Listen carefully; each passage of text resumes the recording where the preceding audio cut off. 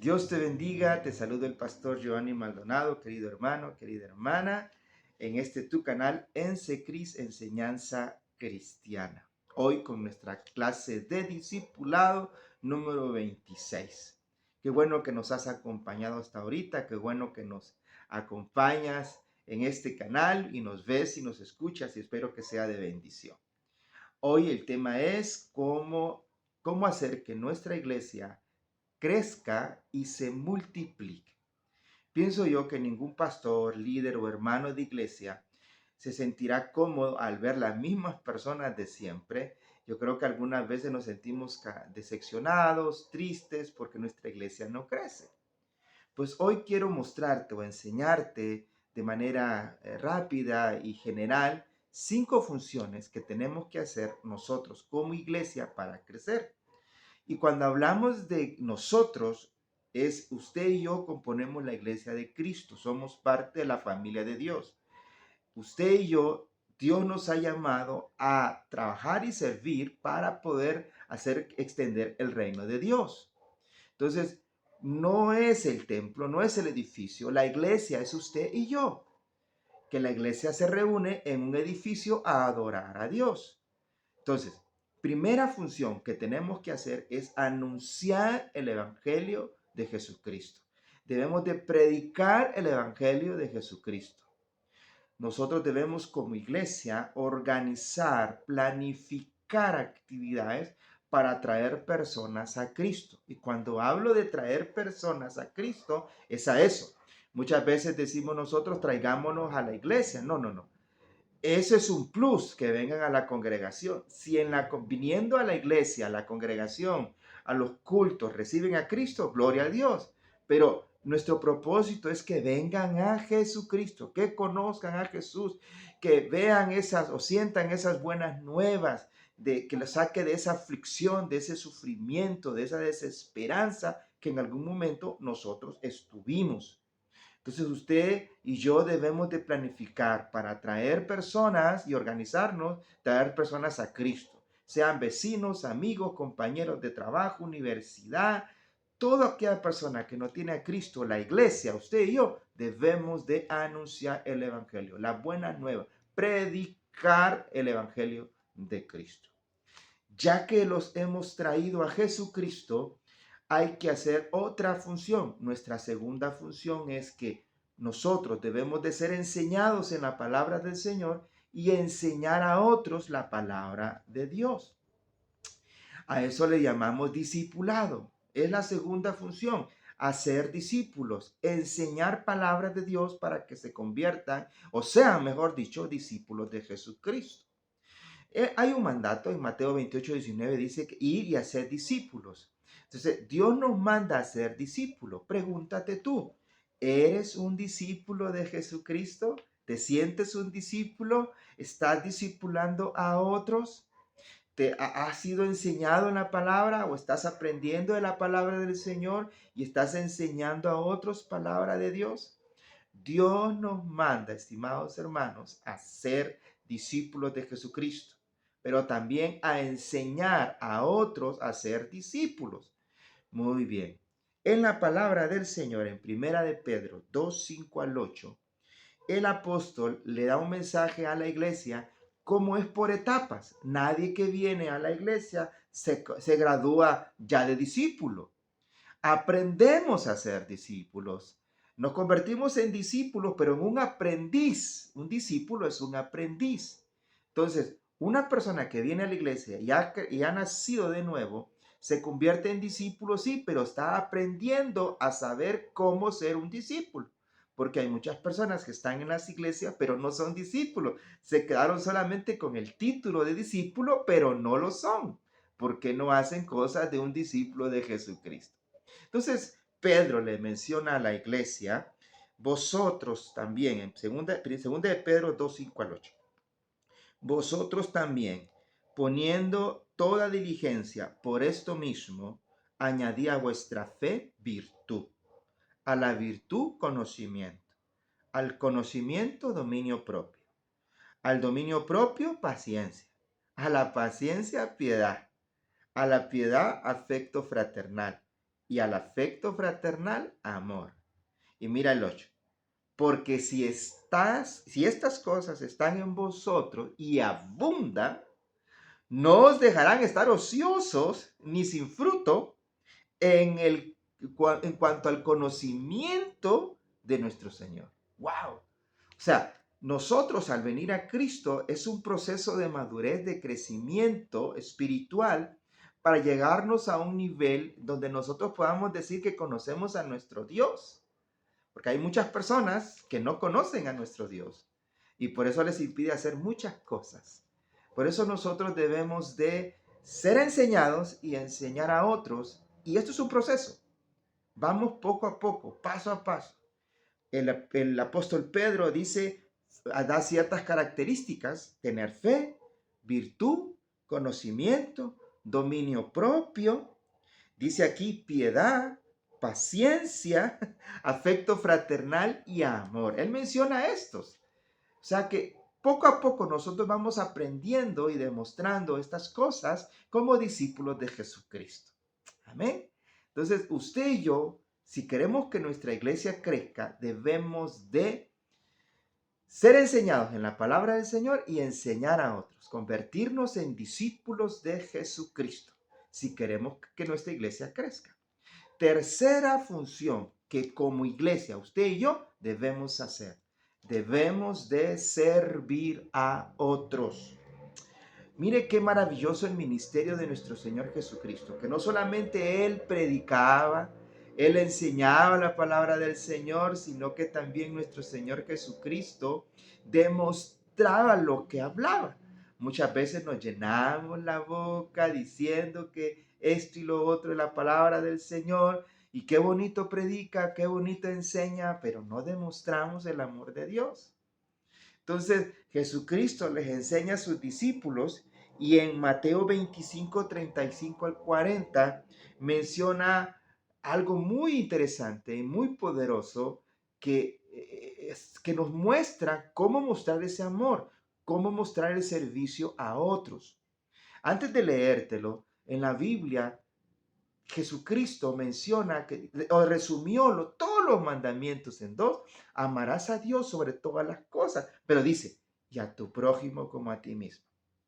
En primera de Juan menciona que dice, ¿cómo puedes tú amar a Dios a quien no ves si no puedes amar a tu hermano a quien ves?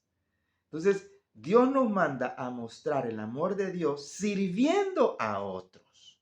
Y por eso Jesús dice aquí en Mateo 25, 35 al 40, porque tuve hambre, me diste de comer, tuve sed, me diste de beber, fui forastero y me recogiste, estuve desnudo y me cubriste, enfermo y me visitaste, en la cárcel y viniste a mí. Entonces los justos le respondieron diciendo, Señor, ¿cuándo te vimos hambriento y te sustentamos? ¿O sediento y te dimos de beber? ¿O cuando te vimos forastero y te recogimos? ¿O desnudo y te cubrimos? ¿O cuando te vimos enfermo o en la cárcel y vinimos a ti? Y respondiendo el rey les dirá diciendo, os digo que en cuanto lo hiciste a uno de estos mis hermanos más pequeños, a mí me lo hiciste. ¿Ves? Jesucristo, o sea, no solamente hemos decir que adoramos y cantamos bonito y hacemos cosas en la liturgia de los cultos de nuestras iglesias. También hay que mostrar el amor de Dios a las personas sirviéndoles. Habla aquí de visitar cárceles, visitar a los enfermos. Habla de dar comida, alimento. Habla de aquel que está sediento. O sea, y dice, cada vez que hacemos esto a otras personas, me lo están haciendo a mí, me están sirviendo a mí. O sea, no podemos decir que amamos a Dios si no podemos hacer estas cosas a otros. Hermanos y hermanas, debemos de servir a otros. Dice la misma Biblia, todo lo que hagas, dice, hacerlo como que lo estás haciendo para mí. Entonces, todo lo que Dios dice en la Biblia es demostrar el amor a Dios, pero a su creación también. Y nosotros somos creación a otros, no solamente a la gente de la iglesia, sino también a gente que está fuera de la iglesia. La iglesia no se puede desconectar, estimado hermano y hermana, de la comunidad donde está. No del edificio, sino que usted vive en un barrio, usted vive en una cuadra, usted vive en una casa donde solo usted es cristiano. A ellos tienes que servir.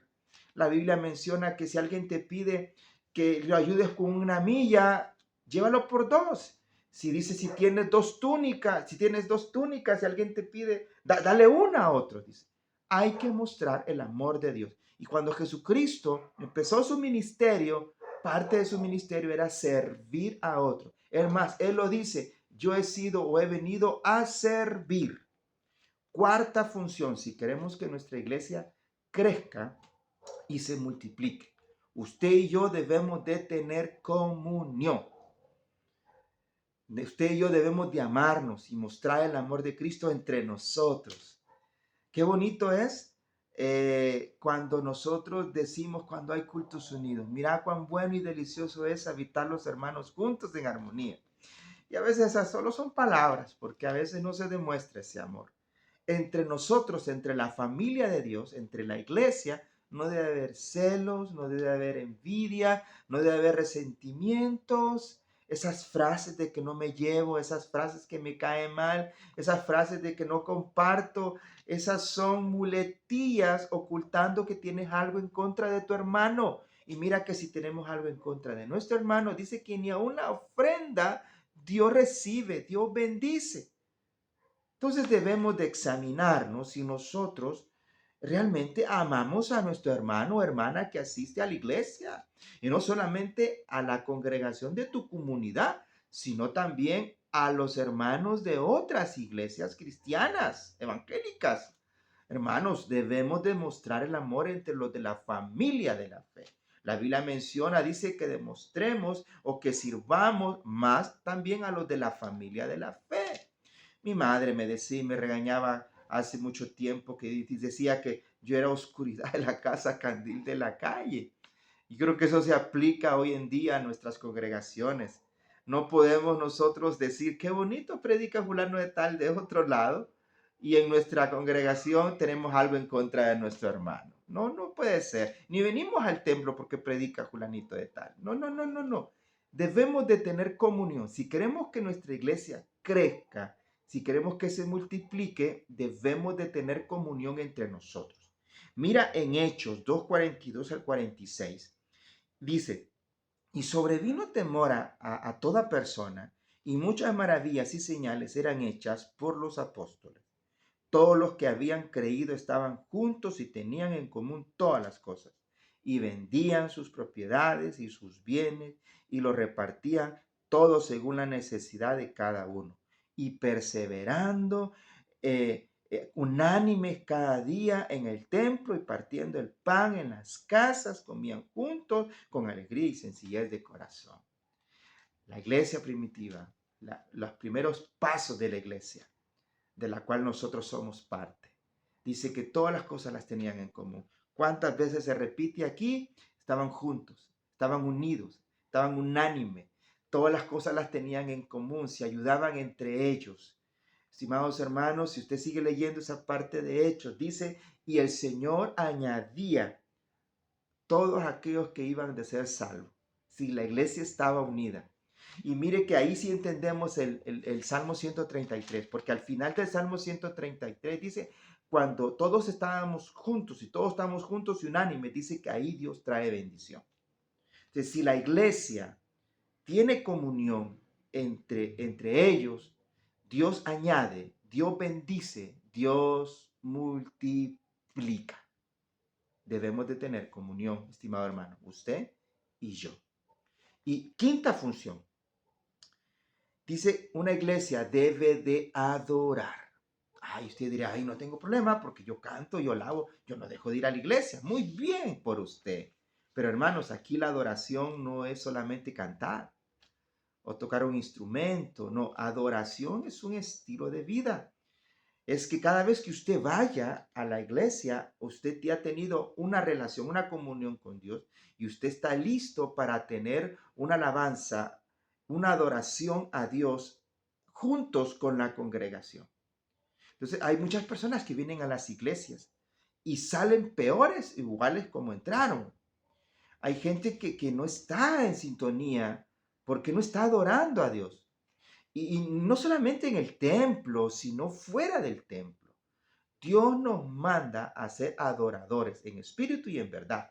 En espíritu porque tenemos una comunión, una sintonía con Dios, no solamente a la hora del culto, sino siempre. Y en verdad porque la palabra del Señor nos guía y nos dice para conocer a Dios, aquel a quien adoramos y cómo debemos de adorarle.